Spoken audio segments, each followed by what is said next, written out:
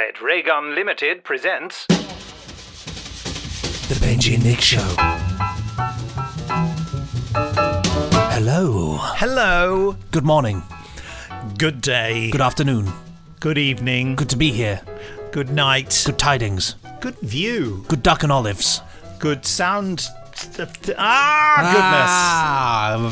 valiant effort. Loch Ness, thank you. Thank you very much. Well, if you're listening, this is the Benji and Nick Show, number one That was vintage the Loch television. Ness game. I always do it. I always jump the gun. That was indeed the Loch Ness game. What is it not? It's not about Loch Ness. It's not a game. Sorry, But you were saying. Yes, Benji? I was saying this is the number one vintage television podcast in the known world. All over the globe, the universe, everything. We talk about old TV from the past, TV you might remember, TV you might want to forget. We have a little look-ski, see what it's like, and work out if it's actually worth your time, quite frankly. And it's a real trip down memory lane. Yes. What are we doing this week, Nahik? Well, we're talking about Beasts by Nigel Neal. It was an anthology, sort of horror-y, sci-fi, fantasy thing on ITV in 1976.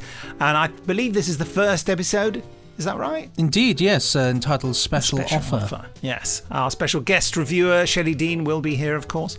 And our dear friend, Jamie Anderson. It says he's a no-show, but that's just from last week's script. I think there's a jolly good chance he may turn up. He might just be here in the very same room as us.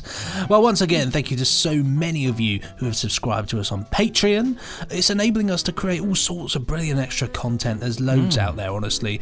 It also gives you a discount on merchandise at nicholasbriggs.com. Lots of funky t-shirts over there. Loads of good things to get your teeth into. As well as that, as well as Benji and Nick Show merch, there's loads of other stuff as well. So it's well worth entering the Aladdin's cave of goods. In a moment, your email's sent to podcast@nicholasbriggs.com. But first of all, just a quick shout-out mention of 42nd Seagoon, who is one of our patrons, who needs no introduction from us, except to say that everything is perfectly under control in the Gadrazia dimension. Oh, thank goodness. I was worried for a minute. You know, sometimes you think the dimension might be playing up, but so glad to know it's under control. Well, I suppose at this junction, it's time for emails, isn't it? Yes. Go ahead, Nick. Go ahead. This one is from our old friend Thomas Hodden, and the subject of his email is possibly the best thing about it: bluster muffins.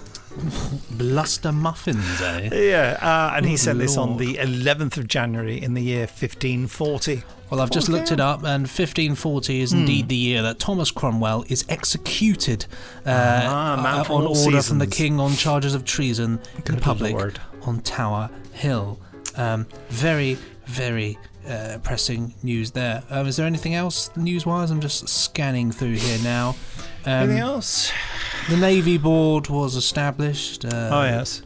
Yes. Is that like a chopping board? Yes, it's where they chop the vegetables. 6 articles repealed. Muster rolls are compiled in the counties. Mustard rolls, eh? Mustard rolls. They were made on the chopping board, you see. There we go. Thomas Hodden says, gents, for obvious reasons, this year's Benji and Nick Festival of Curiosity will take a slightly different form to the previous year's efforts by being held virtually over the interwebs. However, you'll be pleased to know that many of the usual participants are eager to adapt their acts for the new format. Benji's Bird of Prey showcase will, for example, now become Pigeon Watch Live. Excellent. I'm in. And sorry if you can hear some saws and things in the background. Zzz, having double glazing put in the house next door to us. With an exclusive access to webcams in many of London's finest gutters and rooftops. If things need to be livened up, we have flying monkeys and a pterodactyl available on request. Nick will be pleased to hear his symposium on directing and cinematography will now be held via wedcam. Wedding cam. Yes, you have to get married during it. And although most of the guests have been forced to withdraw, Emu, Jabba the Hutt, and Kevin the claustrophobic Dalek, a current favourite on The Masked Singer, all willing to fill in. That's nice. The shark jumping contest and Nessie herding demonstrations will now be replaced by the viral Apex Predator Challenge that is sure to be a TikTok sensation. Unfortunately, last year's unpleasantness, we will no longer be Unfortunately, after last year's unpleasantness, we will no longer be featuring the Build Your Own Teleporter workshop. Although the giant fly with Vincent Price's head, the head of a fly, has offered to be our MC at very competitive rates. That's rather good, isn't it? Help me. That's what he sounded like, didn't he, that fly? As always, there will be much to look forwards to. Thank you. Yours, T.E. Hodden. Excellent. Shall I do this shout out? Please do. A quick shout out to Good Day tier patron, because there are different tiers of patrons for Patreon. James Roadhaver, or Rodhaver? I don't know, Roadhaver. But anyway, I'd say Roadhaver. That's what I would go with. I think he might be our most recent patron as well. He's well known for his entirely friendly conquest of the ultra-intelligent simian inhabitants of Rostaton 7. Oh, lovely fig rolls in Rostaton 7. Oh, lovely. Well, we've got another one here from one of our Patreon subscribers, actually. Yes. That was no means that this email is being read out because of that. This is just a random fact that the two come together. No. You can email whether you're on Patreon or not, quite frankly. Subject of this one is conversation starters, also cats. And this was sent on the 10th of the 1st in the year of our Lord 1622, which I have on good authority is the year on which William Outred invented the slide rule, which I imagine was something to do with parks. So you have to slide in a certain way. Obviously. Didn't you always feel like a rebel at the park when you'd run up the slide as opposed to slide down it? I would never break those rules. Did you not have slide rules at school? Are you too late for this? We had rules, but we weren't involving the slide. But you know what a slide rule is, do you? No. What are they the things with the dial on them, aren't they? No, it's just a ruler, and it has various sliding bits, and you could do all different calculations on it. No, I think it's more my father's generation, actually. He was very good at slide rule calculations. You had a sort of cursor thing that moved up and down it, and also you could move bits of it around. It had moving parts on it, and enabled you to do all sorts of different mathematical calculations. Presumably completely and utterly rendered obsolete in this day and age with the use of calculators, I suppose. Yeah, the calculator made it obsolete. Yes, yeah, good old and using your brain.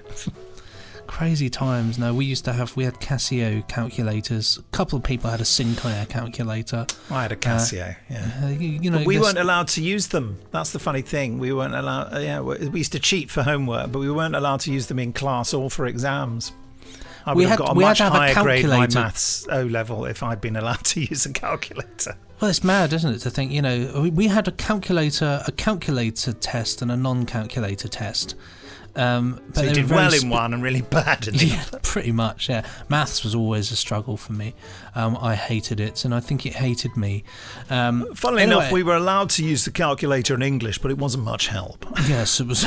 Thomas Hardy. I can't spell Thomas Hardy on a calculator. There's only a few words you can spell on there, and most of them are rude. It says, hello, Shelley, Benji, Nick, and possibly Jamie. I hope this email finds you all safe and well. Yes. I'm just finishing listening to the January 17th after party episode. This is Patreon. After this week's events here in the States, I really needed to hear the comforting sounds of friends. This after party banter was exactly what I needed. For those who don't know what the actual question was, it was saying if we could know any one question about somebody when we meet them, what would it be? To which Shelley said the question, do they like cats? And that's opened a whole box of frogs and all sorts of things. I'm glad the questions I'm sending in are helping stretch the little grey cells. The little grey cells? Poirot said that. Wonderful. I love discussing things, and hearing your conversations warms my heart. It also brings back memories of discussions with my father. You see, one of the things my father and I used to do in his latter years was have in-depth discussions about various topics. This would include a wide range of things, from anything going on in our lives to the latest happenings in the news. He passed away in 2008, and I miss the banter between us. Yeah. One of the questions asked in the after party, do you like cats, hit home with me. I would extend this question a bit and ask, how do you treat children, the elderly, and animals? This would help me indicate, yes, we... Get off the sofa! Go and use the litter tray, Grandad. Yes, it would help me indicate the kindness of a person, as these groups tend to be the most vulnerable. Yes, To treat them answer all the Shelley's same. Yes. original question, I'm a cat person 3 times over. I love animals overall. At the same time, cats have a special place in my heart. When people ask about my children, I tell them, well, they have fur and claws. Very true, very true. I can't have cats anymore. I looked after when my granny died. I took over her cats, and I took them over. So no, I realised I I took on the cats, and they're lovely cats. But I like ended the up master developing in survival. Show me. for that terrible fake cat. Yes. But yeah, I ended up getting an allergy for cats, and now I've got to have antihistamines whenever I encounter a cat. I get it. As I've got older, I get a little bit of itchiness around the cat. We just had Guinness, the next door neighbour's cat. Hope the next door neighbour isn't hearing. In over lunchtime, you know. Her latest thing is that she goes in the fireplace and starts eating random bits of wood and ash, and she's there, kind of going. Well, if it makes her happy, you know. Yeah, and they say, boom, dead. Oh, well, it dead. did make her happy though. It's where she would have wanted to go. Exactly. And also, you see, to treat children and the elderly the same, you'd have to let them eat ash and wood. Yeah, it's not ideal, is it? No. Especially if one of these people is called Ashley, in which case they might misinterpret it as a way of eating somebody else. Could get awfully messy. I've included a picture of my furry overlords, Flotsam, Jetsam and Duncan. F and J are the black cats and Duncan is the black and white. I rescued them from my father's backyard over 14 years ago. Wow. They run the place. I just pay the mortgage. I love them. They look a bit like the mafia. They do. They got that look like, don't mess with us, you know. Don't mess with us. Hey, the boss will sort you out, eh? You heard it here first. Duncan runs the roost, really. Well, there we go. I mean, that makes sense, because you can see in the photo here, if we can, Duncan's got the little splodge of white on him, which I think is sort of like that. It signifies he's got a shirt and tie on. He's in charge. She reads my emotions better than the boys and has been sticking close to me this past week. They all keep me sane. Yeah. Animals do. Rosie's the same with me. You know, she keeps me sane. She makes me laugh so much. You know, and I think you say she cracks jokes. She does crack jokes. She's a very good. Whoa! Oh, thanks for that, Rosie. Thanks for taking my questions, or conversation starters, as I like to call them. I'll keep sending them in. Yes, please do. It's lovely. Lots of love from Chicago. Of course, Chicago, the Chicago Mafia. There we go. It makes even more sense now. Fattener and the furry overlords. Okay, boss. There we go. I wish we'll have to put that picture on the Patreon. We'll put it on the Patreon, and I'll put it on the Twitter if I can as well. Yeah, do that. Yeah. Say 3 of our most loyal listeners. Duncan, what they called F and J, Flotsam and Jetsam. They're very different names, aren't they? Flotsam, Jetsam, and Duncan. What? Duncan. Well, it's an important name for an important cat. Itsy Bitsy and Harold. Oh. Harold from Neighbours. Shout out here for goodness tier patron Carl Scutt, always ready to put out a non-existent fire with his patented glamour whoosh, which that sort of shoots out glitter. Bling. Glitter gun, yes. Swoosh, yes. Oh, now here's a heartfelt one from Julian Bottling, who was the person who wrote that he didn't like us talking about Patreon, and it was very nice of him to write in. It's on the 10th of January in the year 1147. He says, I must say sorry I moaned about your Patreon chat. It's really not my place to complain about your content. It's up to you what your content is. I've listened since the beginning and probably always will. Thank you for such brilliant entertainment, and once again, I'm sorry for being a moany twat. I feel like I read that out last time, did I? No, you didn't read it out last time. I just told you about it. But we really appreciate you sticking with us, Julian. Yes. Like we said, hopefully it's getting a bit easier. We're not going on about it so much, but it's a pleasure that you are still sticking with us, and lovely to hear from you as well. Yes. That said, of course, here's a shout out for goodness dear patron Nick Tedstone, known to all his friends as Nick Tedstone. Oh, really? Yeah, interesting. It's quite a shocker, isn't it? We've got one here for goodness tier patron Nathan Martin, who's recently received the honour of being nominated for Best Kept TV Reception Diode. I mean, it just makes perfect sense, doesn't it? Yes. What? Yeah. Okay, well, I have invited Shelley Dean. Shelley the shellfish on her way. Yes.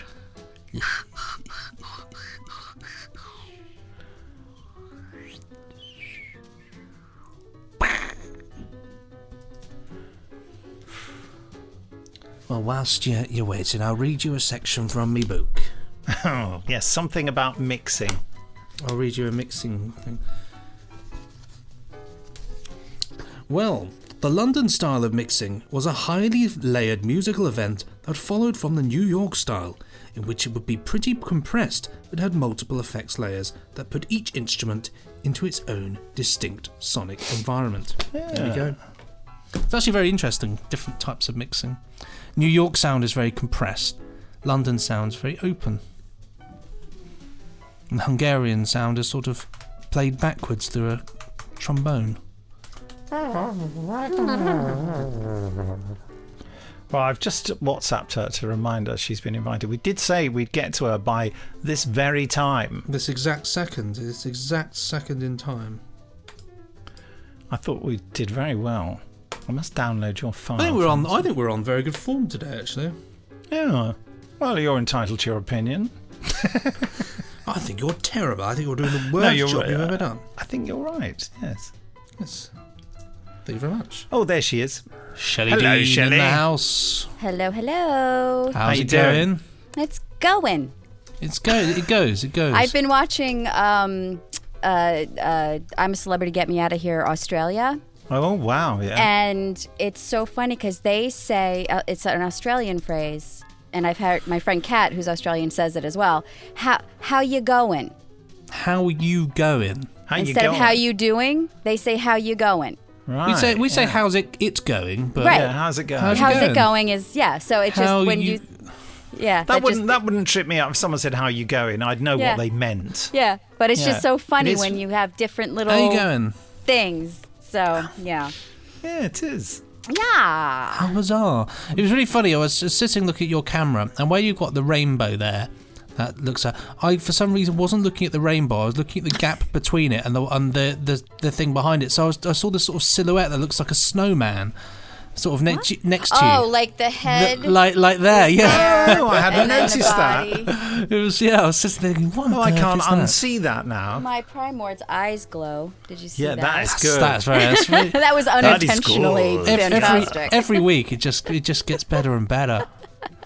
Well, of I have course. my own artwork. I've got Doctor Who stuff and my rainbow balloon. You're just turning more and more into like a Yes. children's TV presenter. I've got the Exelon City from Death to the Daleks. Oh, Nick is in his new shed. It's all piled up It's nonsense. fantastic. I spent about 10 minutes trying to make it look decent, and it's just ended up looking like the corner of a warehouse, basically. Yeah, what is that white ice cube thing? That's the Exelon City. What is it, Benji? How would you It's describe soundproofing? it? It's a diffuser, so this Gotcha. is the science here. When sound waves move out of the speakers, they hit the wall and bounce back in the same place. So they go Right. like ping pong like that. So what that does is when the sound waves hit that, it scatters the sound waves in a million different directions. Like Willy Wonka and the Chocolate Factory when Mike TV Exactly. went through the teleporter. He's split into a million pieces and then put back together. Yes. This doesn't put it back together. This just splits it. Just splits it all over the place. Wow. Yeah, weren't we all pleased when Mike TV disappeared? He Oh, was God. thoroughly irritating, wasn't he? I actually met him, the actor, the guy From who played him. Willy Wonka or Yeah, Charlie? from the original, from the I'm surprised the you spotted him. original He's only about that big, isn't he? A friend of mine went to college with him, and Wow. like 25 years ago, we were bowling, and he showed up. No way. And my friend was like, "Oh, that's the guy who played Mike TV." I was like, "What?" You know, super fangirl. Like, you know, I don't get starstruck. I don't, you know, celebrities, whatever. But there are some people that, you know, you meet them and you're just like, "Whoa!" Like, Yeah. whoa. Like Mike So- TV. Yeah, like Mike TV. Had he continued acting? I don't even know. I He was have the no idea. CEO of Yeah, no, I don't think he did. Facebook. So I don't think he did. He but- could have at least opened like a TV shop or something, you know. TV repairman. Mike's TV shop. Yes.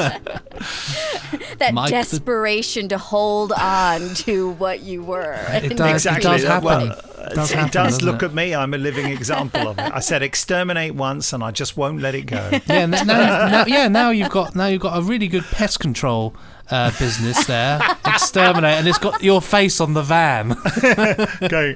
It's me. And like I some don't know. really bad knockoff Dalek that just looks enough like a Dalek, but not too much that the BBC won't will come sue after you for me, yeah, yeah. copyright infringement.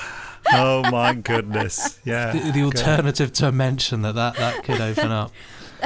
Well, we're of course this week talking about Beasts special. Yeah, but I was going to segue with, speaking of extermination, Oh. because that's a good little tie-in to what we just watched. Yes, Certainly that's true. is, When did you? certainly When is. you say just what? Did you just watch it just now? No, I watched it 3 the other weeks day. ago. No, I watched it the other day. it last night actually. I watched it last night. Yeah. And I'm going to be the first to say it. I thought it was brilliant, actually. I really enjoyed it. I was loved it. captivated all the way through. I sat there.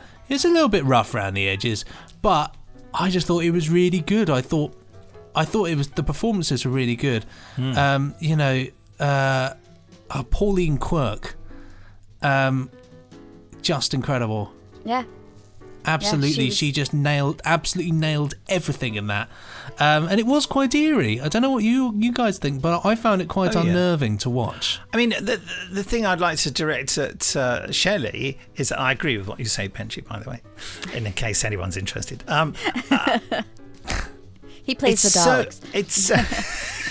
It's so British, though, isn't it? It's so British television 1976, which is, of course, one of the main reasons Benji likes it. It's so, because it's done in that multi-camera way, and but it's done in that way, that old-fashioned and slightly undramatic way, but still manages to be effective. They've used that way of making a show. There's no music.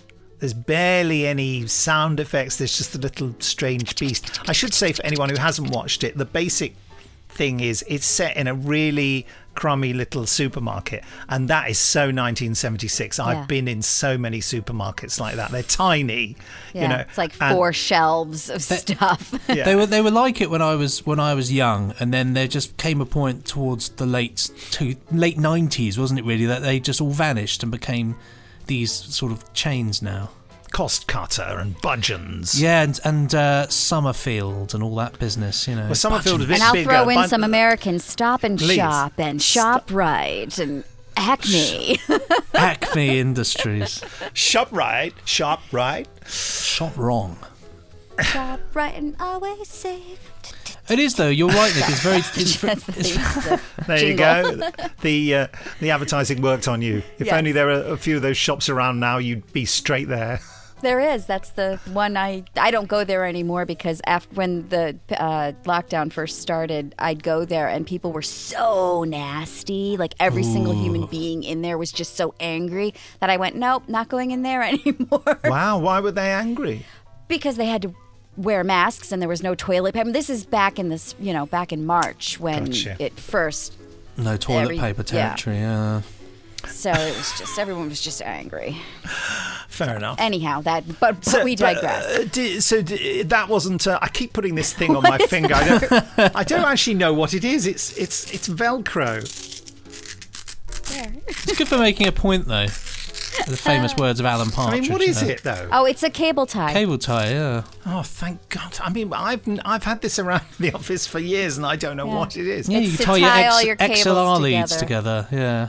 Oh, well, I don't even remember getting it. Anyway, that didn't put you off, Shelley, did it? The fact that it was, or can No, you not at all. recognise? Okay. No, not at all. I going into watching something that's from that time period, it's what I expect. Yes. It's just you go in knowing it's going to be shot in a certain way and acted in a certain way and stuff, but just as my opinion of it, I'm a massive horror fan. I will say this quite emphatically. I am one of the biggest Stephen King fans you will ever meet. Right. I absolutely I eat up horror stuff. I love it, love it, love it. I love being terrified. So that being said, Didn't this work. was so up my alley. This was completely and Goodness, I wonder totally what you were going to say then. Yes. my wheelhouse. And as I was watching it, funny enough, once it got to the point where you realized what was happening, because what I loved about it was you weren't sure. You just Absolutely. weren't really sure what was happening. Is there a creature that's, is it just as innocuous as like a rat? Or has she manifested somehow this creepy little Brightway Billy, the little rodent? I don't even know what it Brightway was. is the Was it name a of the... Yeah, was it a squirrel? Was it a rat? What was it? I couldn't tell. It was the logo of the shop, Brightway Billy. He looks like a squirrel. It looks like it's a bit like a beaver, That's I think, him, sort of but he doesn't have squirrely, a beavery. tail. It's a squeever Yeah. I mean, I assume or a it's birrel. I assume it's meant to be a dog, isn't it? Because they say dog? that dog, and then he says dog, and then moves Show on it That's to to me not again. a dog. Billy. It's a Shit. squirrel. Let's have a look. Yeah, It's a squirrel. Yeah, It's a squirrel. It's a Squirrel. squirrel, but you don't see a tail, which if you're going to Yeah. draw a Odd. squirrel, Yeah. the part of a squirrel that makes it a squirrel, let me say squirrel one more time, Squirrel. is that I it's love you, got a mate. big floofy tail. Squirrel. I love the way you say it. We just go squirrel. Squirrel. Squirrel. Squirrel. You got actually the best way to say squirrels with a soft R. Squirrel. I think in German it's Eichhörnchen, I believe. Oh, that's much Well, more I think most attractive. things are in German, aren't they? But anyhow, Welcome to we don't Xenophobia know- Central. we don't know what actually is happening, and the way it's shot, the way it's done, it leaves that what's happening here? And I'm not disappointed that I don't know. I'm actually intrigued that I don't know what's going on. But then when it does that little flipperoo, when the Mr. Liversedge, the boss of the bosses, The nice man. He's Yes. he's nice, isn't When he? he Yeah. came in, goes, no, come on, let's sort all this out. yeah, I've he- got my little with his little trilby hat. Again, men of that age in 1976 did wear trilby They were hats. they were Still, Hatman, yeah. Hatman. Hatman. Hatman do. We used to have an insurance man called Mr. Tatchbury. I think that was his name. I might have made that up. Anyway, but there certainly was a man, and he used to wear a little hat like that. He used to come to the door, and it was men of sort of like mid to late 50s, early 60s, all were still wearing the attire of the 1940s, basically. Right. The hats, Right. yeah. He was a nice, Anyway, he was sorry, a nice Sharon. man, though. Oh, yeah. So, no, when he came in and he had his idea of what was happening, my first thought was, wait, she has a crush on him? I was lost on that. Like, that I didn't get. I hated him so much from the very beginning. Absolutely. The manager, They yeah. set it up, Colin. They set it up where you just despised every single person except for the main girl, Pauline Quirk's character, Noreen. That was her name. Was it Noreen or Nora? Noreen. I think it was Noreen It was because I written out as wasn't sure Noreen. if they said at one point Maureen, and then I had to remember it was Noreen. Yeah. So Yeah. you hated everybody. Like, he was such, oh my God, I hated him so much, the manager. I just set it up a bit for anyone who's not seen it. As I Yes. said, it was set in the supermarket, and there's a manager who thinks he's too good for the job and fancies one of the younger cashiers. Pretty young girl. Yeah, who's and Pauline Quirk is this rather dull, plain girl. I saw somebody had written something Who works there. and it was they said something about her inability to use shampoo properly or something like Yeah, that. Like she's the way just you got- describe her. I think- her greasy hair. Yeah. I don't know if it's necessarily. It's certainly, I think, implied that I think she's got some kind of special educational needs in that. Just the way in which she reacts, she doesn't register in quite the same. Do you know what I mean? Nowadays, It's we an would say she interesting- was on the spectrum, Yes. Absolutely, on the and autistic spectrum. But That's I would say that she plays it Yes. fantastically, though. Just Yeah. she really just nails it in the way in which she performs that part. And you don't really know with her whether she's knowingly doing any of this. If she's completely oblivious to what's going on and is just trying to sort of, Brightway Billy, she finds it funny, but that's her way of coping with it and processing it, or whether she's completely in control, which at the end, we still don't really know. That is the brilliant thing about this, isn't it? There's no scientific explanation, and this was the sort of project of Beasts by Nigel Neal, who invented Quatermass. Have you ever seen any Quatermass? No, but I know what it is, Yeah. and I just went deep diving online to get some information about him, and there's some cool stuff that I found out about. Was it Nigel? Is that his Nigel first name? Neal. Yeah. Neal, Oh, give us a Neil. Yeah, give us a few highlights. Well, one of the most fascinating things was. It's like a newscaster, isn't it? I know. I got my notes. My good. nerdy notes. We like your nerdy notes.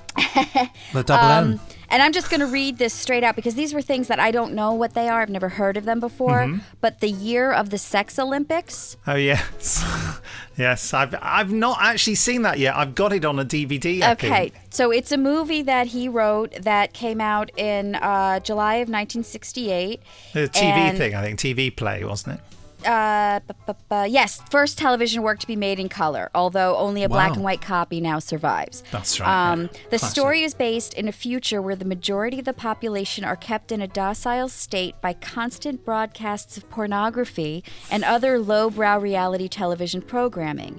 The Live Life Show, or the Live Life Show, not sure, in which a family are watched 24 hours a day as they struggle to live on an isolated rural island, becomes a massive success, especially when a murderer is introduced to the setup. And so what was so cool about that was that they attribute that show, that TV show, the Year of the Sex Olympics, which I just love to say because it's hilarious. It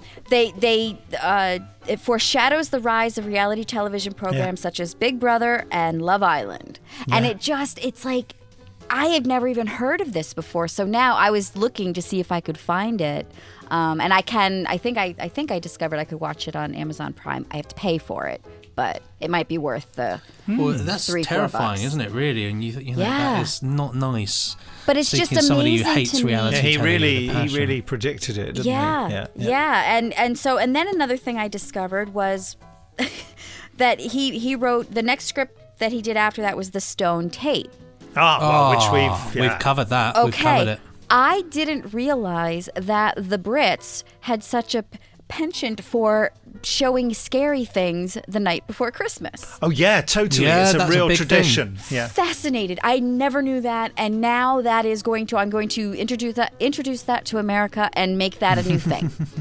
Because that is so against the grain, I guess. It is crazy, isn't it? I don't know why we do it, but it's a big thing. On the We've always done BBC, it, haven't we? always used to show some, an M.R. James. Have you heard of M.R. James, the ghost story writer? Oh, well, you ought to read some M.R. James. They are classic, scary stories written, I don't know, what I want to say in the 1920s, something like that. Okay. Maybe. M.R. James ghost stories were often shown at Christmas, and I know that Mark Gatiss has tried to restart the tradition. He's done at least 3 ghost stories for the BBC, which have been shown at Christmas. Oh, yeah. No, that's just, obviously, Christmas Carol is a scary, Absolutely. Yeah. So I get, but it's not a thing in America. Or at I wonder least if why it the is, tradition people can started. write in and say that it is, and I'm just completely clueless. But I love that. Because I love horror, so I love scary. Also, he wrote the 3rd Halloween movie, He did, Season of the Witch. which I really like. It was the failure. Yeah. It was the People failure, didn't yeah. like Because it, but he specifically said he wanted it to be standalone, have nothing to do with the other 2 movies, because he hadn't actually seen either one of the movies, but he had heard that they were awful. And so he wrote the script, and then one of the film's backers, who was Dino De Laurentiis, insisted that they write in more graphic violence. Yeah. And he said no, and he said remove my name. Wow. So his name is not On that connected at all. to but it. my goodness, when you watch it, it's Nigel Neal through and through. And that's Yeah. the point I was going to make about Beasts. This is Nigel Neal through and through. Just the way he Absolutely. writes characters, the interplay, the cruelty, the lack of compromise. there's no one really nice in it, and Nigel Neal does not give a damn about that. Apparently, he was quite a robust personality, to put it politely. So niceness wasn't really a part of it. He didn't care about things like that. He cared about what was interesting and what was challenging. I don't know about you, Benji, but the bit at the end where someone, the sort of poltergeist thing that's going on, where someone gets pelted with... Which Colin, looks really the good, by the manager. way. Yeah. We're giving away the ending, folks. When Well. the manager gets pelted to death by all the shop content, it's very like in Quatermass and the Pit, where maybe just in the film, I don't know whether it's so much graphically shown in the TV series, because the early Quatermass ones were also made into films, Shelley, where the people who are sort of possessed of the Martian psychokinetic ability all just turn on those who aren't, and they just compel physical objects to just fly at them and crush them. Right. And it was That's an it was interesting that parallel, through and through. yeah. I just thought, oh wow, this is Quatermass and the Well, Pit. see, what's funny to me is not knowing that and not having ever seen that. My first thought was Carrie, Stephen Yes, King's it's Carrie. very. It is. It very, very much is as As well. soon as that. I realized that it was her, I was like, oh, Carrie. And then I went on to discover that Stephen King is a massive fan of Nigel's. So, wow, Of course. and I then didn't he know wrote that. he wrote a novel called The Tommyknockers that is supposedly I don't know the Quatermass. How do you say it? Quatermass. Quatermass. Quatermass I look is- at it is and I see mass Quartermass. Some people do say Quatermass, and in some of the actual episodes they say Quartermass or Quatermass. That everyone pronounces it differently, but generally it's meant to be Quatermass. Yeah, but apparently that King, in writing the Tommyknockers, more or less had rewritten I just said it, Quatermass and the Pit, Oh really? which was, and I have to see it to see the connection. And Tommyknockers iconic, wasn't one of my absolutely favorite. It's not that great of a story for me, anyhow. But yeah, it's just fascinating to see how the influence that all these people have on each other. Yeah. And you start to and for me, and that's what's so exciting for me this is not something I would have in a bajillion years have ever watched. The Beast, and now I'm gonna watch all of them. Is it available on DVD from Network? I do believe it is on DVD. Yeah, I think I might have to get that. Yes, Beast, the complete series, Network on air, and you can get it for £10. Absolute bargain. It's just really good. It's. I think an interesting thing about this is, I don't know if it's just me, but I don't actually feel there was anybody in this that was actually particularly likable. Even Noreen, she was creepy. She had an air of creepiness to her. You didn't like her. But you felt sorry for her. Of course you felt sorry for her. Because they were so mean to her. Well, they were. Yes, that's true. You feel sorry for her, but you kind of feel like if you were in that situation, you might end up inadvertently being as nasty to her as they were. Well, you'd certainly ask her to leave. You think that something's. I don't know. I mean, you can't. Obviously he was desperate for staff, but especially when things just kept breaking, I'd just be like, "This isn't working out." I'm surprised those people, after it was clear that there seemed to be some animal in the shop, the same customers came back. If I went to a supermarket and there was what appeared to be a rat running around and knocking things off, and eating bacon packages, leaving them half ripped open. Yeah, I'd be calling up the authorities. One thing I want to say that I thought watching this, wouldn't this be a fantastic stage production if you were to do this as a play? I think it could work so well, be really creepy. You could really have some fun with the effects and what's going on. I think it would work beautifully. And my mind started all thinking of all the ways you could make it work. But I just think it was great. I was lost watching it. I was just completely lost. I turned my phone off. I was just locked in. Yeah. And it was a really pleasant 50 minutes. You actually. turned your phone off? I turned my phone off. A young person turned his phone millennial off. turning his phone off. I know. But for me, it's 5 out of 5, and I it's a bit. It's a taped drama. It is what it is. But what I would say is that they made the best of that. They, bear in mind that it's not particularly expensive, although I'm sure that all the products flying around and the effects that went on it were actually pretty good. Yeah, But I think, it was. They obviously had quite a lot of time to shoot it as well. You know what I mean? It wasn't rushed, and there's nothing that goes wrong. You felt secure. You know what I mean? They probably did lots of They're retakes. in control. It was, Absolutely in control. Yeah. Absolutely. So for its kind of production, it was probably expensive. But yeah, in terms of what they could have done with it and shot it as a movie, with movie effects and all that mood and music and what have you. Shoot it as a film on location in a supermarket. You don't need any of that. It feels wonderfully insular in its little bubble, and I loved it. I just thought, and even to the point when she's in the shop opposite, when the poltergeist type stuff starts happening, and she's not there, and she's in the window smashes, and she's just in a set just across the way from the set looking there, in, isn't she? With all actors walking backwards and forwards to try and make it look like a street. I love that. Yeah. It's great though. And I thought the special effects that they did brilliant. were very effective. Like Yes. I didn't feel. I mean, it could have veered to the side of being super duper cheesy with the cans, like the appearance of something running behind a bunch of cans on a shelf, and then the cans moving according to whatever the said creature or whatever it was.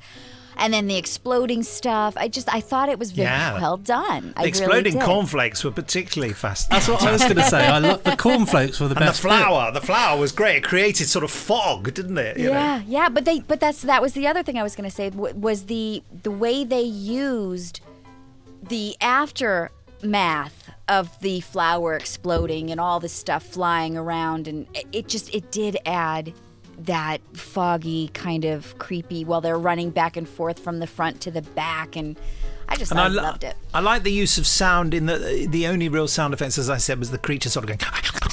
But also, whenever what was a signal that the creature was going to, or Billy was going to do something, is that everyone's voices would start to echo. And the delay, It was like she went into her own head. Yeah. That was rather good.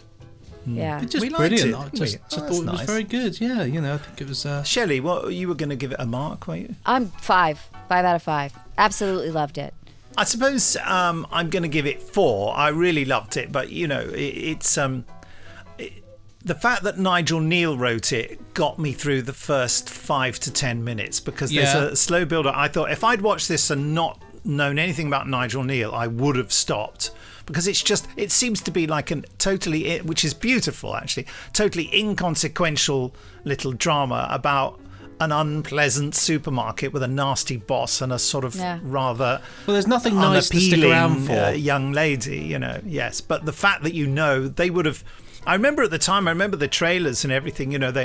I did watch some episodes, when I was a teenager, and I didn't watch this one, but I remember some of them were a bit saucy, and I remember it was like one of those programs I would sneakily watch without my parents knowing, because I knew there might be something sexual in it. There are some. Yes, I want to watch them all. Actually, I've got to get the DVD. Yeah. Well, one of the things that I saw was that. Russell T. Davies described the Beast episode Baby, which is one of the 6, as the most frightening thing I've ever seen. Powerful stuff. Yeah. That is. I remember that one, and it is quite horrific. Is that actually. the pregnant lady and the witch? Is that a mummified creature found within the walls of a house? Okay, so because I read the synopsis of all of the other ones because I was curious. But see, that was the thing for me. I didn't know Nigel Neal, so I don't know what to expect. And the first 10 minutes of it, I just spent seething because I hated everybody so much for how mean they were being. And oh my God, the actress who played the pretty girl. Yeah. The fact that she was allowed to be as over the top as she was in her reactions made me crazy. Time. Made me. I wanted to go. Wait a minute, this director, come on. But at the same time, it does add to this sort of overwhelming feeling of just he's nobody's really as nasty as that. I mean, that man's pretty nasty all the time, and I can't imagine he'd ever get to where he would be from being that nasty. So he's sort of over the top nasty. Yeah. She's over the top sort of, she's a bit of stuff. Just rings true for the 70s for me. I remember girls behaving a bit like that in the 70s. I go, what you mean no? And sort of. Yeah. But the screaming and the running and the, I can't, what is she? I heard it in the bathroom. It's like, okay, you heard it.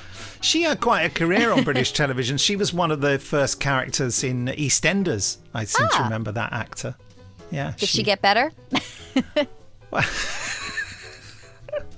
Well, I mean, that's Your a name moot point. is- Yeah, what is her name?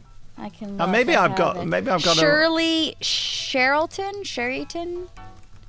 Yeah, her name was Linda in the show. Shirley Sheraton. Do you wanna Google her, Benji? Doing it right now. I've invited Jamie Anderson, but he doesn't seem to be. Will we have a Jamie today? He said he could probably make it work, but he's making us. She was in Grace and Favour, which is a hilarious spin-off of Are You Being Served? Although everybody else hates it. I thought it was funny. Straight over Shelley's head. Yeah, there. of course. Yeah, she was Debbie a rubbish Wilkins sitcom. in EastEnders That's for right. 2 years. Yeah. She was in Angels, Lift Off, The Gentle Touch. Yeah, you see, she was, she had a certain look. That is the kind of actress who got employed a lot in Right. the 70s and 80s, Yeah. And she was a good screamer. Yeah, that's what's required of female I don't think I could actors. hit those notes. No. That's like Mariah Carey level of hitting a note when on the screaming. It is always the way when you look at these sort of adult dramas from the 70s that the portrayal of women is one of the biggest things that really hits you, isn't it? It doesn't matter quite so much with Doctor Who. It's not quite so obvious with Doctor Who because it was meant to be sort of for kids. So they don't, that by accident, they're not quite, they are still patronising towards women, I would say, but they're not quite so painfully patronising towards women. It's like true. The more they think it's adult, the more those patronising alien attitudes. But I say alien, I'm sure a lot of people still subscribe to that nonsense. A lot of people do. I think aliens would be quite I'm a woman. I offended. can attest. Of course. A lot of people do. And I think we do it to you every week. No mansplaining from you guys. The only mansplaining is just it's Let me stop you cultural there. mansplaining, and that's acceptable because I am not British, and you need to explain those things to me. Cultural mansplaining is allowed. Yes. I Is it? accept that. Okay, all right. Well, there. Well, Jamie says he's just got in from somewhere. I'll see if he can do it now.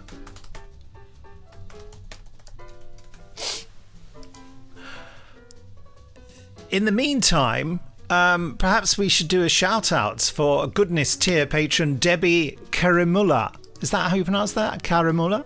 I'm going to start asking everyone to send in a phonetic spelling of their phonetic, name yeah. because we can't do this. Yeah, so she's the proud owner of the world's first Catachunk investigation wobulator, which I'm really, Brilliant. really pleased about that. There's another one here. I don't know if anyone else wants to do that. I'll go ahead and do this. Shelley, yeah, you give it a This go. one, we've got a Goodness tier patron. His name is Charles Coffin. That one I can phonetically say. There you go. Who is especially listening out during the podcast for any consonants that sound like aeroplanes. And I Very said wise thing to do. aeroplanes because that's how Nick spelled it. Aeroplanes. Exactly. Talk of the devil. It's just when it Aerodynamic says in the plane. script, I was Jerry going to say, the Anderson. script says Jamie Anderson arrived. Hey. Hey! Hello, Jamie. Hello, how are you? Seamlessly done. Yeah, we're all Hello, good. Jamie. Jamie was outside doing something. What were you doing?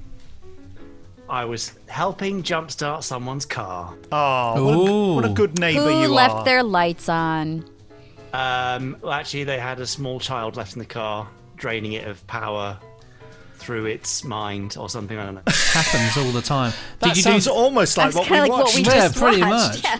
Did you do that thing where you open the bonnet of the car and you went, "Ooh, nah, I don't. I mean that. I don't know. Maybe get that done by next Tuesday.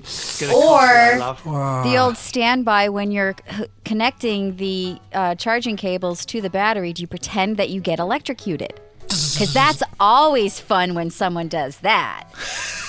I could never do that. That would make me a terrible human being. Oh my God. I can't tell you how many times people have done that. It gives me When you heart sort of attacks. touch them and they go...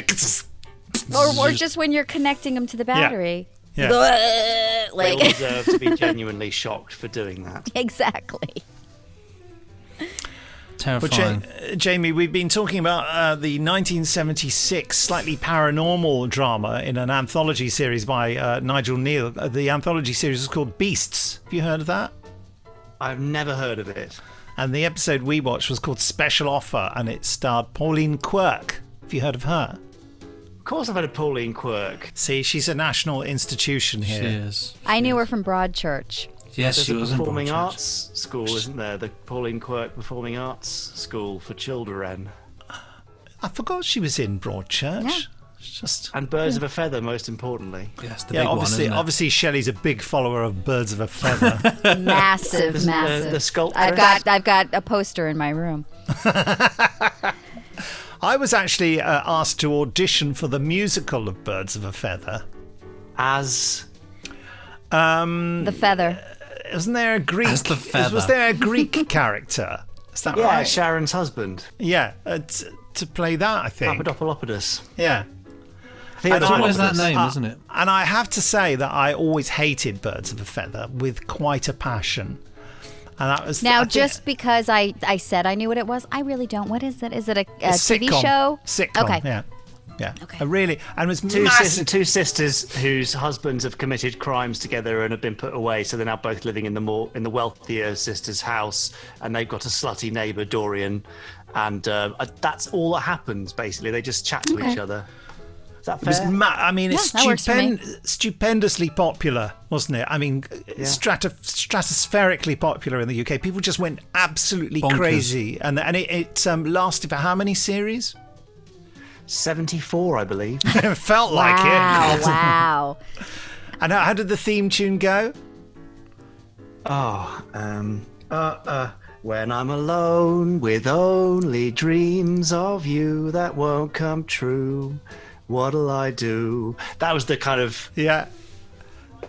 I don't know. I'm not a big Birds It's a of a Feather famous man. tune, isn't it? And they used to have sort of cine footage of the two of them as kids. And of course, the two actresses, Pauline Quirk and the other one, whoever she Robson. is, Linda Robson, they were kids together, weren't they? They grew up together anyway, so they could Oh, use funny. genuine photographs and film of them as kids. Oh, that's How neat. strange. You see how it sort of has that appeal. It was so popular, but I hated it so much. And I said to my agent, I said, I just don't want to do that audition. When was Because- it on? Oh, this was for a musical years later. No, when but, was the yeah, series on? Was it the 80s, 80s? 90s, was it? Yeah, and it lasted till about 2010. It went on for a long Jeepers. time. I there was a believe. reboot, wasn't there? Or yeah, they refreshed it for a couple of Regurgitation. series. I Yeah. wonder if it's on BritBox. Probably is actually. I wouldn't know because every time I see the title, it's like there's silence in Doctor Who. I forget it. You know, my brain blots it out. You have an adverse reaction to it. Of course, But it's yeah, I important to look turned in. down an audition for a national tour. I mean, I never would have got it anyway, but I just said no. I said, I don't want to do that. They were my agent was really affronted. I said, I don't want to do the audition because if I got the job, I wouldn't do it. So there's no point going for the audition, is there? I mean, that's a at least you're being honest. If I was suppose. your agent, I would have yelled at you. Yeah, Yeah, that's I when would've I struck you that's off. when Because I an knew, actor's job is to audition. That's when I knew that I wasn't just an actor anymore. I just thought That's I'm what an actor's job is. I'm an too actor's picky, job I is not thought. to act. An actor's job is to go on auditions. Yeah, it certainly is. Sorry, isn't it? that's the reality. Yeah, and that's why although I'm still do acting, I'm not really an actor anymore because I have other things that take precedence. There was a time when I would do, absolutely want to do any audition and take any job. I think I mentioned in a podcast before where someone at an audition said to me, your character dies. Are you yawning, Benji? Yeah, that's how much I care. I'm afraid. Oh no! Not this story again. Basically, I was going to have to spend the whole of the second act naked and dead on stage with people washing me. And I was, Wow. I remember thinking, yeah, I'll do that. And now I just think, what? Why would I have wanted to do that? That would have been so awful and not interesting or anything. But you're so good at dying on stage. You Naked. Many people have said that. Something. And you need Yes. a good wash as well, don't you? So, Yeah, it's true. Well, the idea was I died in a mining accident. I know I'd sold you all this ages So, ago. but why? Oh, you were naked because they were preparing your body. Yeah, my wife And was the washing and- exactly gotcha, it. That's gotcha. right, my dear. That's what was Gotcha. happening. Yeah, we've all been there. Yeah. yeah. So No, thank you. I was going to play a cadaver, in just some fringe venue where the audience were really close. They're so close they could smell you, Yeah. Which I suppose would be fine because you were being washed. Exactly. So, Yes, I hope that. But imagine what they would have been washing. Don't imagine that. I'm imagining Depends it who was right doing now. it, I suppose, as sorry. well. Jamie's- Pauline Quirk, Jamie, I spoke She to you wasn't in it, was yesterday, she? and your beard seems to have grown an enormous amount since yesterday. He's think doing it's- a Rudy Giuliani and he's coloring it with mascara. Yeah, So- you wait for the stuff starting to run down. the So brain packed starts with melting. testosterone, it grows overnight. That's A what they real say about me. man. A real man. The real Yeah. man's. No, I think it's just different lighting. That's the thing. Lightning. Yes, beard lightning. Before we further torture Jamie, I just do a quick shout out for a goodness tier patron, Aniron Hunt, who's always on hand with a smile, a giggle, and a fully charged Planetron dissolver. So handy. Well, we all need one of those. That's just the handiest. Yeah. Yes. Jamie, what's new in your world? He's just wishing, why am I on this podcast? Who am Why I? did I did- say I could do I did this? introduce you as Jerry Anderson before. It's like slip of the tongue. That must happen to you all the time. Hey, look Jamie. at that. He's got Oh, a Space fab. 1999 Commander Koenig Look at uniform. that. Yeah, that's what's new. I've got a prototype of that, and I think that's about it, really. Yeah. Do you wear that around the house and pretend you're on the station? Well, it's only just arrived, and it was supposed to be a large prototype, so I could actually wear it, but it's a medium, and so it's a bit little tight. bit on the 90s niche clubbing scene side. And I tell you what, it's not compatible with eating a boiled egg. You wouldn't eat a boiled egg wearing that, would you? Oh, because of the yolk. Yeah. Yeah, whereas it the Alan Carter variant has got an orange sleeve, so as long as you ate it over the sleeve, you'd be fine. Handy. That That's would what it was work. designed for, presumably. Pretty much, yeah. Always knew that he'd Very be wiping thoughtful his mouth designers. from boiled Yes. egg munching. Because I have a I don't know if that sounded rude, but I have a track record where, certainly when I was on a particular theatre tour, a friend of mine, what's his name, James Campbell, he always used to say, let's find out what Nick had for breakfast. And look at my jumper and go, oh, right, now we know. I go, what? Oh, God, no. Well, see, I have that same problem, but for a different reason. I have a shelf. My Thank you shelf, for yes. illustrating. My breasts, people. She said the B word. Ooga. I remember pointing out to the late great Terence Dix that he had egg stains on his tie. His is a little lower. He had a tummy shelf, yeah. Yes. And I went, just before we were going to do an interview, I said, Terence, you've got a bit of egg on your tie, mate. I said. And I expected him to go oh, well, never mind. Robots of death. No, what am I talking about? Anyway, and he, instead, it was like I'd told him that his flies were undone and we could see everything. And he was mortified. It's and like telling really someone they have toilet paper on their shoe and the embarrassment to that. And it's like, or you've tucked your skirt into your knickers. Always doing that. Yeah, happens all the time. Yeah. I've seen it. I've seen your rear end, Jamie. Yeah. Can you help me out? In fact, you untucked it before for me, didn't you? And then I tucked it back in for a laugh. that's what friendship is. And a little pat after you've done it. And then some photographs that went viral, and yeah.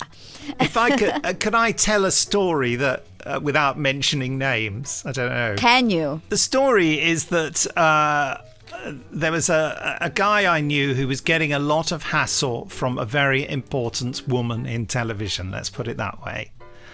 And she was being very difficult, and she was much more important than him, and he couldn't do anything about it, and it was kind of crushing him.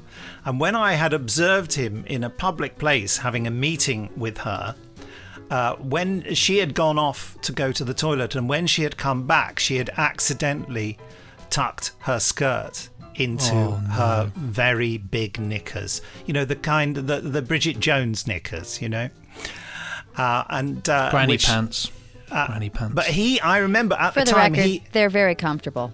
Well, sure no, they I are. mean, all ugly things are comfortable, aren't they? Let's face it. I don't know. That's a really weird thing to say, isn't it? And Jenny gave me a look like, what do you mean by that? Ugly clothing, I mean, you know, things that aren't Big, smart. baggy, ripped. Yeah, Yes. yeah. Everything that I've been wearing nonstop since the COVID started. Same here, same here. So he didn't notice at the time that had happened to her. And then weeks later, when he was getting real hassle from her, and he was the director of something I was involved in, and he was just so totally crushed. And I went up to him and said, and he didn't want me to talk to him, you know, he didn't want to talk to anyone. And I said, look, can I just tell you something that might make you feel better? And he went, Nick, please just, you know. I went, let me just say, I said, you know that meeting you had with so-and-so at that place, and I was there sitting on another table? And he went, yeah. I said, well, when she came back from the loo, she tucked her skirt into her big old pants and didn't know, and walked out, and everyone saw it. And he looked at me and he said, do you know, that does make me feel better. Thank you very much. I said, it achieves nothing, but Yes. it just puts things in perspective, doesn't it? Yeah. You know. Yeah. Anyway. And especially since no one said anything to her, and that Yeah. she continued to wander around with her skirt tucked into her pants, that's great. Superb. And when did she superb. find out? And how mortified did she feel? And then how long did she go, wait, when was the last time I went to the bathroom? And I've been here and here and here and here since then. You wouldn't see me for a year. Yeah, she's the kind of powerful woman who people would be too frightened to tell her as well. Right. Yeah, And you yeah. know what? She's probably a narcissistic, bad word, and she probably was just like, well, I don't care. Because, you know, there are people Possibly. who just don't care about things like that. And they're, you know.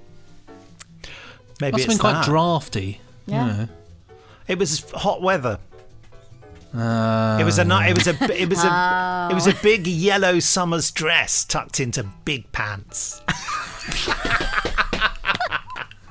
Well, I'll ask all three of you that if we're ever together and I inadvertently tuck my skirt into my very sexy, not big granny pants at all, if I ever do that, That is you that must word. tell me. No, you must tell me. I always say though, I never let, you know, nose, mouth, anything. I always go, oh mate, you've got a thing. Do a little Yeah, I just say straight away. You've got to say it quickly, you know. And like the Terrence Dicks thing, you know. Cactus colour. Bum bum bum bum bum bum bum.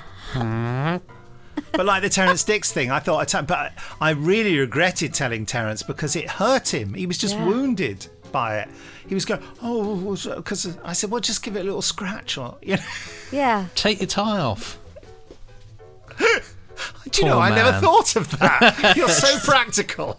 It was the only thing he was wearing, though, Benji, so he couldn't. Oh my God, there's a visual. It's just a huge kipper tie.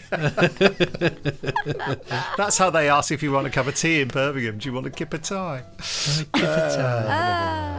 Well, there we go. On that interesting note, I think it's time to get close to the microphone. Well, no, we've got no. a couple more shout-outs Oh, to well, before we do that, I'm then let's sorry. sit back. From We the haven't even microphone. decided what we're looking at next Yes. week, Benji, and he wants to leave.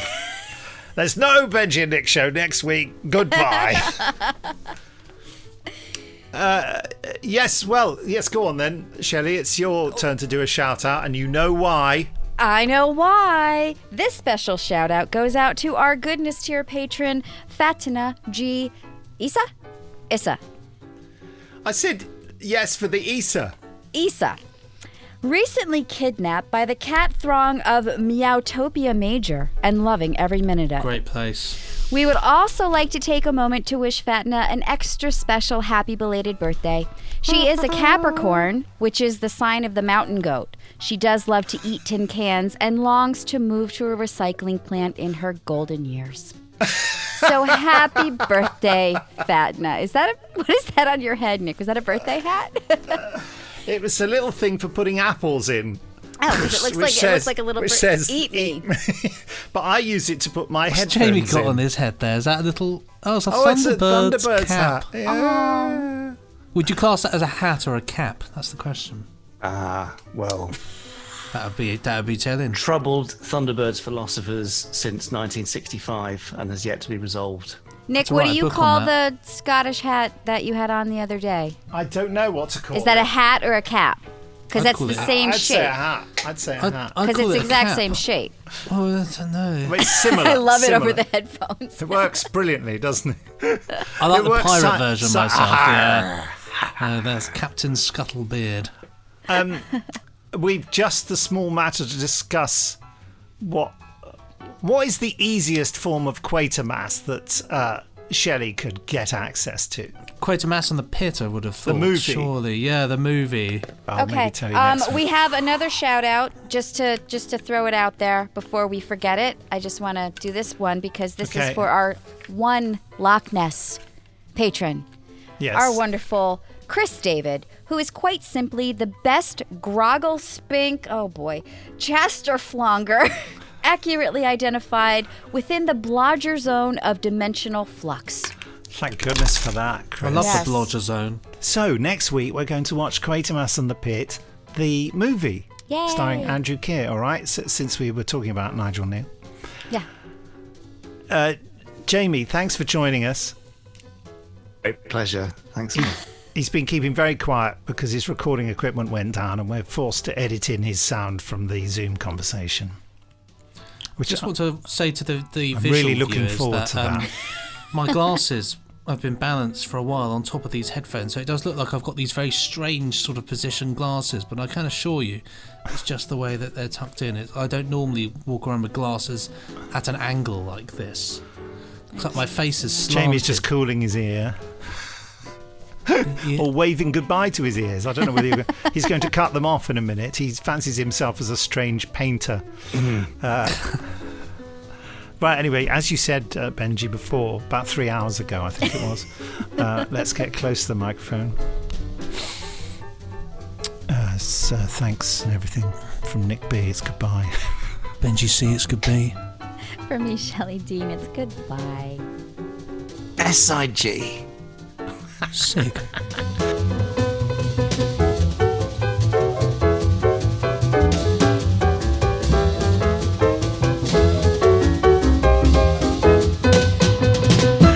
Pressing stop now. Ka-chunk.